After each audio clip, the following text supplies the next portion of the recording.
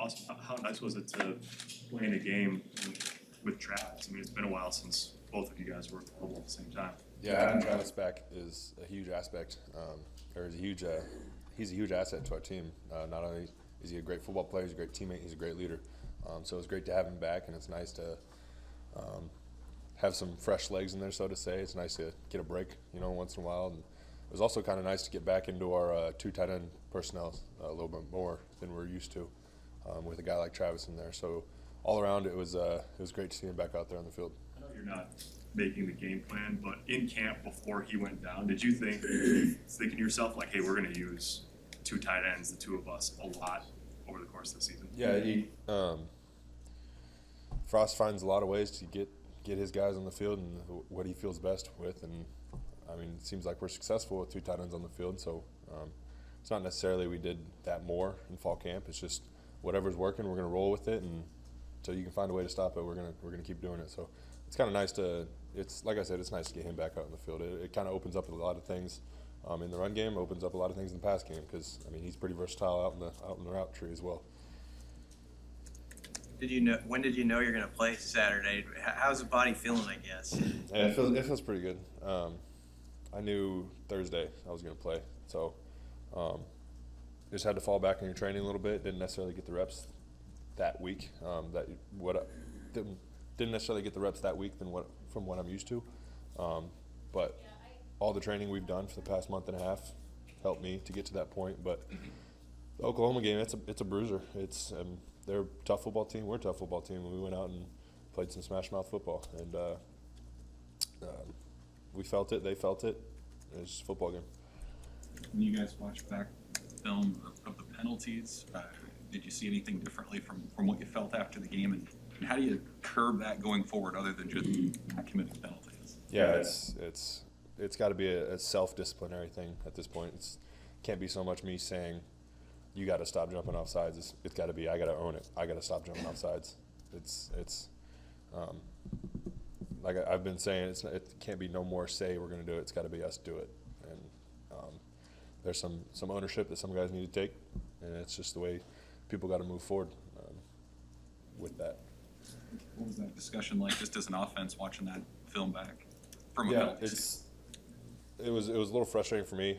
I mean, we knew they were going to stand in the fronts. We knew it was going to be loud in there. We knew their linebackers were going to give a move call, and we still fell for it, which is undisciplined by us. But it was frustrating looking back and watching it. But we still got a lot of things accomplished on offense that I was happy with. So we'll learn from it, and it's all we can do at this point. What's your early impressions of Michigan State? I mean, obviously they're off to a good start. Yeah, they're a really good football team. They're off to a hot start. Mel Tucker's got them dialed up at this point. They're 3-0. They went down to a tough environment in Miami and got the job done. They handled it pretty well. So we got to handle our business the same way we did last week, same way we're going to handle it next week. Got to treat every game like it's a Big Ten championship. And right now we're playing Michigan State in the Big Ten championship. That's how I'm treating it this week. So they're a great football team, and we got to prepare like rightfully so, like they're a Big Ten. Yeah. I know you said before the season, even at Big Ten Media Days, that was your mindset. Every week's a championship. That's how you were going to be. Do you think your other teammates sort of followed suit with that? Yeah, it's kind of been my motto. I've been kind of trying to speak that into existence on the team a little bit. I think I need to be a little more vocal with making sure that's everybody's mindset, not just mine. Especially as a captain on this team, you gotta put your vision into your teammates' minds of what you want to get accomplished and how you want to accomplish it. And that's been my mindset this year, is treat every week like a Big Ten championship. Garrett Nelson had some words about kind of trying to pick up Connor Cole, after a tough game. And when, one of those games where people are kind of pointing a finger at somebody, what do you do as a captain or teammate to help that person out or try to get over it? Yeah, I know Connor's frustrated because in practices he hits those all the time, and I think it might be a thing where it's a little bit between the ears, and I flashing back a little bit here, but I follow suit with that. In high school, I'd never airballed a free throw in my life until my senior year, and I did it about the fifth game my senior year. I did 6 that year just because it was between the ears. So we got people in the staff that could help calm nerves. I don't know what it is. I don't know what it is with Connor. I haven't really talked to him yet, but Connor's a great kicker. He's going to make kicks, and he'll get it figured out. I know you guys did the rushing total. It wasn't a big number. You struggled consistently sometimes, but are there things that you can take from the way you ran the ball and the stuff that worked against Oklahoma and take it forward with you? Yeah, we got a lot of different stuff dialed up every week, and last week we had a package with Teddy Prochaska as a tight end, which was cool to see him in there. It's cool to see him get reps. He did really well watching film going back, and we were pretty successful at that package. So there's some things that we could work on in the run game from Oklahoma. There's some things that worked really well from us that we can build on. So we need to, like I said, we need to have a great week of practice this week and hopefully get that run game started for Michigan State. Hey, on the missed extra point, you're out there on that unit, right? Yep. You limped off, I think, on that one. I did. I went to redirect to go make a play on the ball, and I didn't see an Oklahoma guy laying right there, and I stepped right on his foot and rolled my ankle. But if I had $1 for every time I rolled my ankle, I'd probably buy a car by now. So. When you watch that playback, was it a low kicker, or did they get an inside push you wouldn't? Yeah, it was. There was some poor technique on the inside. We'll get that dialed up. It was a lack of focus, probably, just on his technique, and got blocked. We just can learn from it now. Can't go back and change it.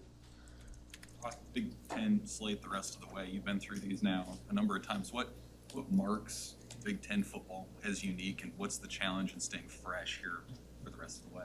Yeah, Frost does a pretty good job of keeping us healthy and taking care of us during the week. He knows that we're on week 5 now, and our body's going to feel that way, so he can trim up his practices the way he feels like it. And then, we got eight Big Ten games now. It's go time. Let's go.